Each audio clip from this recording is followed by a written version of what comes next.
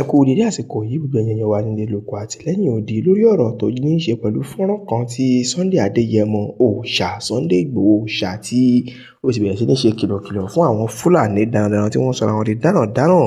ní agbègbè kan ní ìpínlẹ̀ Kwara lẹ́yìn tí fọ́nrán kan já ròhìnròhìn tán lórí ẹ̀rọ ayélujára mà ní ẹnìkan bọ́ta wá ó bóde ó ní wípé òun sọ̀rọ̀ láti lè fi ṣe kíni láti lè fi kí àwọn tí wọ́n jẹ́ Fúlàní òun fẹ́ fi kí wọn lẹ́yìn ní ìpínlẹ̀ ọ̀rọ̀ tó ní ṣe pẹ̀lú àlàáfíà nínú ìlú ó ní pé gbogbo àwọn tí àwọn jẹ́ Fúlàní lápá ibi tí ọ̀rọ̀ ti ṣẹlẹ̀ wípé àwọn jẹ́ olódodo yẹn bẹ́ẹ̀ làwọn sì jẹ́ ẹni tó bọ̀wọ̀ fún àlàáfíà ìlú o bẹ́ẹ̀ náà ló sọ wípé òun rọ gbogbo àwọn tí wọ́n jẹ́ olùgbé agbègbè ọ̀hún wípé kí wọ́n yọ kúrò nínú ọ̀rọ̀ tí wọ́n sọ wípé àwọn Fúlàní làwọn ń da agbègbè ọ̀hún rú ó ní pé òfúùtù fẹ́ tẹ̀ pé àṣà eléyìí tí ò ní kán ni bẹ́ẹ̀ náà ló sọ wípé ọ̀rọ̀ tí Sunday Igboho sọ Igboho ṣá ó ní ọ̀rọ̀ yìí pé ọ̀rọ̀ tó lè da omi àlàáfíà lóru ni bẹ́ẹ̀ ọ̀rọ̀ tí kò fìdí múlẹ̀ dáadáa lóòótọ́ ni wípé kí ni ìdí sọ wípé àwọn Fúlàní pé àwọn làwọn ń da ìlú rú lẹ́yìn tí ọ̀rọ̀ yìí sì jáde tán ọ̀pọ̀lọpọ̀ awuyewuye ti ń lọ lórí ẹ̀rọ ayélujára níbi tí àwọn afọ̀rọ̀lédè àti àwọn aláwìdé ìyẹn àwọn commenters tí wọ́n ti ń sọ ọ̀pọ̀lọpọ̀ ọ̀rọ̀ ní ìtòrí ṣe pẹ̀lú ọ̀rọ̀ ọ̀hún tí tẹ̀ pé wọ́n ní àwọn kọ̀ọ̀kan kọjú ọ̀gbọ́n yìí sí wípé kí ni ìdí tí ó lè sọ wípé ní tí Sunday Igboho sọ kì í ṣe òótọ́ Sunday Igboho kì í ṣe ẹni tó kọ́ máa ṣe dé lánàá sọ̀rọ̀ pé ó ti ṣe àwọn ìwádìí àti àwọn ọ̀hún ní kí àwọn ọ̀tẹlẹ̀múyẹ́ náà ló fà á tí ó lè sọ̀rọ̀ nǹkan báyìí ó wà ní wípé àwọn tí wọ́n jẹ́ àwọn tí wọ́n mọ ní ògbẹ́ nínú kára wọn tó wà ní í ṣe pẹ̀lú ètò ààbò náà ni wọ́n ti ṣe àlàálẹ̀ àti àwọn àtúpalẹ̀ kọ̀ọ̀kan ló jẹ́ kó tọ́ka sí wípé àwọn Fúlàní náà ni wọ́n ń da ìlú rú ṣùgbọ́n láti ọ̀tí arákùnrin ọ̀hún ti jáde tí ó ti challenge Sunday Igboho kò tí ì sí ọ̀rọ̀ kankan àbí àtẹ̀jáde kankan láti ibi tí ọ̀rọ̀ náà ti kàn wípé kí wọ́n tẹ̀jáde ránṣẹ́ o ṣùgbọ́n bó ṣe ń lọ nígboro ayé náà làní ká mú wá fún yín bó yẹ pé wọ́n ní ẹnìkan jáde gẹ́gẹ́ bíi pé òun náà ló fẹ́ ṣojú àwọn Fúlàní wípé ọ̀rọ̀ tí Sunday Igboho sọ ìju ẹnu ẹ̀ lọ wípé àwọn kì í ṣe abàlújẹ́ o wípé àwọn tí ó ń wá láàfíà nínú ìlú làwọn àwọn kì í ṣe ẹni tí ó ń jínigbé o òun náà làní ká mú wá fún yín.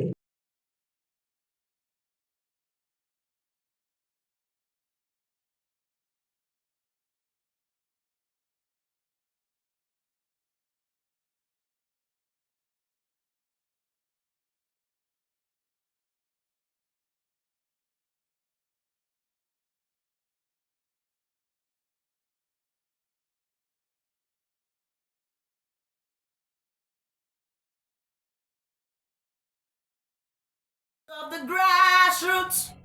ní iléeṣẹ́ Owutu FM yẹn ṣàlẹ́ o máa gbọ́ má yí kúrò níbẹ̀ o ètò tó gbámúṣé polówó ọjà kájébù gbẹ́jẹ́ ètò tó fa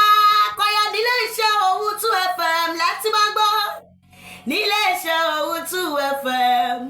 the mouthpiece of the grassroots yẹn ṣàlẹ́ lórí bẹ́ẹ̀ níléeṣẹ́ Owutu FM má yí kúrò níbẹ̀ má gbọ́ ìyá ṣàlì náà ni. ilé iṣẹ́ kan wà tó máa ń gbóhùn sáfẹ́fẹ́ ilé iṣẹ́ kan wà tó máa ń gbóhùn sáfẹ́fẹ́ Owutu FM Ìkòròdú náà kalẹ̀ sí bẹ́ẹ̀ bá fẹ́ polówó ọjà ẹ lọ bá mi rí wọn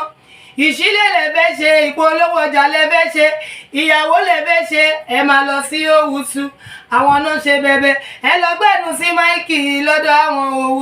Owutu ṣe bẹbẹ Ìgbòho ni wọ́n wà nílùú Ìkòròdú ó yẹ má yí kúrò bẹ́ẹ̀ yẹn bá mi bàbá mi ẹ̀gbọ́n mi àbúrò mi Owutu FM ní kẹ́ máa gbọ́ ní gbogbo ìgbà iléeṣẹ́ kan àrà ọ̀tọ̀ tí wọ́n ń gbóhùn sáfẹ́fẹ́ gbogbo nǹkan yóò fẹ́ ṣe ẹ lọ bá wọn wọ́n pẹ́ fẹ́ polówó ọjà ní ẹ fẹ́ tajà ní ẹ fẹ́ bá wọn dòwò pọ̀ ní lóríṣiríṣi ní ìṣílẹ̀ ní ilẹ̀ lẹ́fẹ́ tà ní kódà tó bá rẹ̀ yín jẹ ẹ máa bọ̀ Owutu FM kẹ́ wá gbẹnu sí máìkì. Thank you very much. Owutu ni o.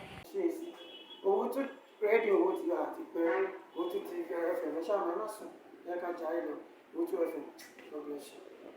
FM Owutu FM ètò tó gbójú owó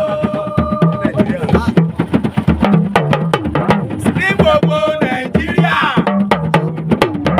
ní gbogbo Nàìjíríà. Owutu FM ètò tó gbójú owó Owutu ni ẹ máa gbọ́ Owutu.